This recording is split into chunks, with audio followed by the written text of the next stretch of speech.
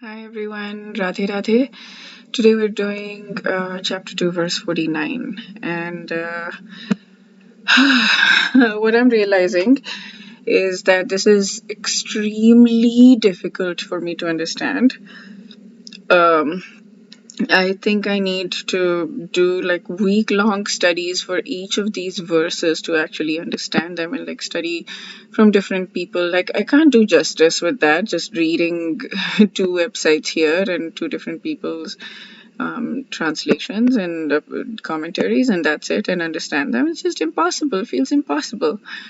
um, this is going so deep. I am so grateful that I'm getting to learn it. But what I'm realizing is that this is just a first pass. What I'm doing right now, it doesn't scratch the surface of me understanding the Gita. Like I thought I would understand the Gita by the end of this 2-year project, but I'm not even going to scratch the surface in understanding the Gita. Um, with the way I am going, like unless I put in a lot more energy every day, a lot like hours of study every day on each verse, I don't think I can understand. And I don't think I'm at a place where I can do hours of study every day. I'm just doing a very simple translation right now. So yeah, this is very difficult, but I'm very happy to be able to do this first pass, at least to be able to know how much I don't know. The more you know, the more you know you don't know. So I'm getting to a place where I'm reading all of these verses and I'm like, okay, I have no idea. I'm way in over my head. I have no idea what's going on here. I have no understanding at all. Maybe someday I will be able to, if I can manifest it, I will pray that I am able to, I don't know, maybe do an intensive study of the Gita someday under somebody. Um, like in a retreat or something, or some other way, whatever way God sends to me, like the way God sent me this, where I'm studying one verse a day, which is amazing because it's keeping me in the energy every single day, no matter what I do every day.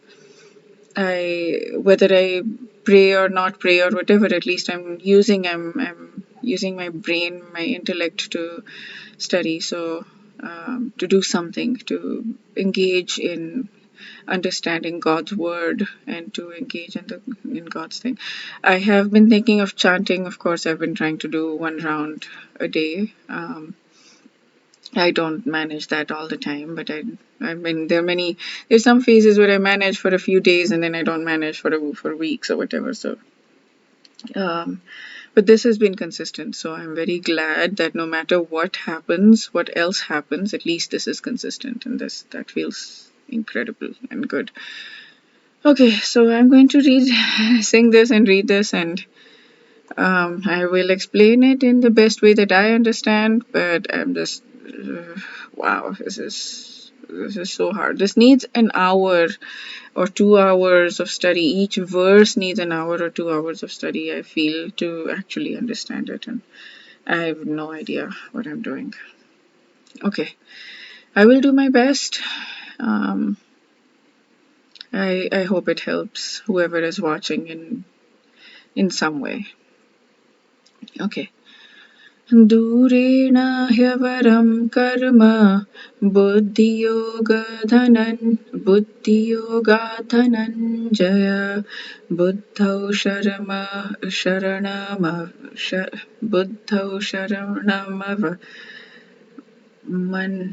बुद्धौ शरणम् अन्विच्छ कृपणाः फलहेतवः दूरेण ह्यवरं karma. Durena Hyavaram karma.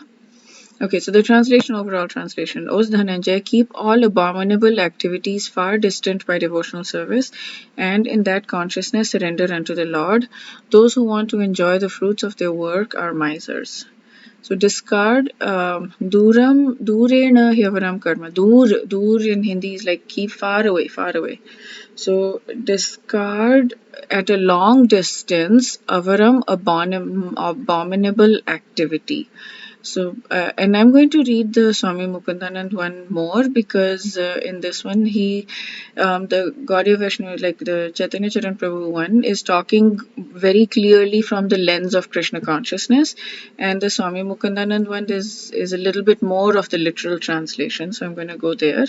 So yeah, discard far away, keeps far away everything that's inferior, and karma is reward seeking actions. Karma is what we do, right? The right thing to do is actually, well, that's dharma.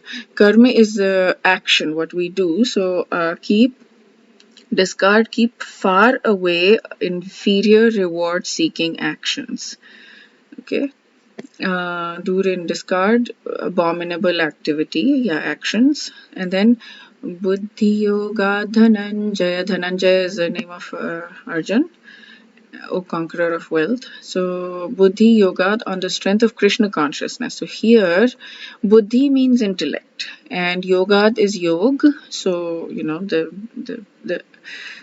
the act or the tapasya of the so discard let's see, Buddhi Yoga, with intellect established in divine knowledge.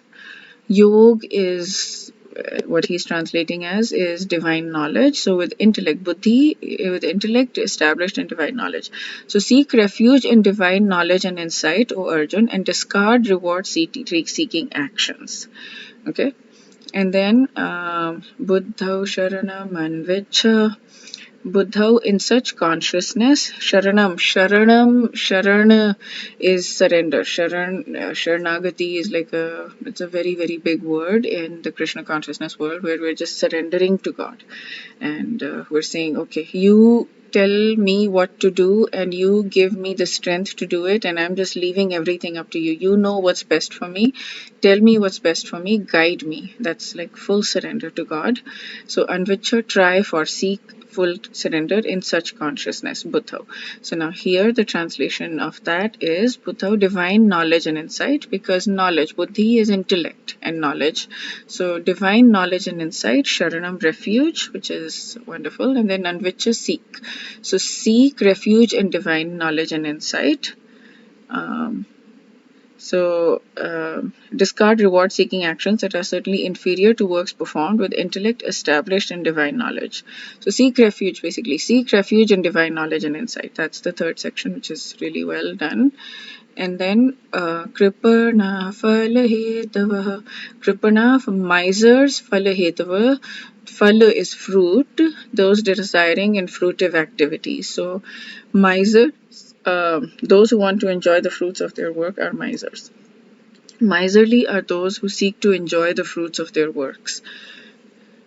So yeah, this translation feels better to me, so I'm going to read this right now. Seek refuge in divine knowledge and insight, O Arjun, and discard reward-seeking actions that are certainly inferior to works performed with the intellect established in divine knowledge. The third section I'm just going to say, read, seek refuge in divine knowledge and insight. Miserly are those who seek to enjoy the fruits of their works.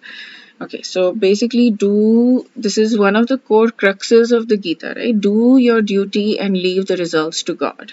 That is the core crux. So the last few verses have all been talking about this. Do your duty and leave the results to God. And here he's saying miserly are those who seek to enjoy the fruits of their work. So I find this very difficult to understand. I mean, I find it impossible to understand.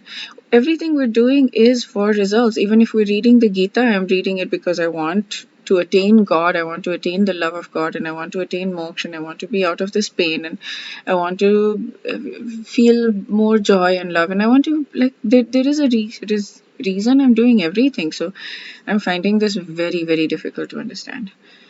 Okay. So that's it for today. We're going to do verse 50 tomorrow, chapter 2. Wish you a very, very beautiful day. Radhe Radhe.